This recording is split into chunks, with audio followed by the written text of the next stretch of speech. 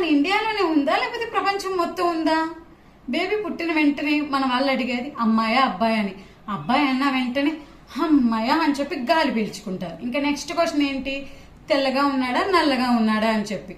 ఒకవేళ నల్లగా ఉన్నాడని చెప్పారు అనుకోండి, ఏంటి నల్లగా ఉన్నాడా అని చెప్పి అంటారు.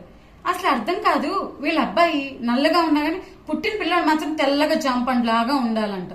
అసలు ఇది ఎక్కడ న్యాయం చెప్పండి మీరే. మరి మైండ్ ఉండి మాట్లాడతారో మైండ్ లేక మాట్లాడతారో తెలీదు. ఆ సిచ్యువేషన్ లో బేబీని దగ్గర తీసుకోవాలి, వాళ్ళ తల్లి ఎలా ఉందో చూడాలి.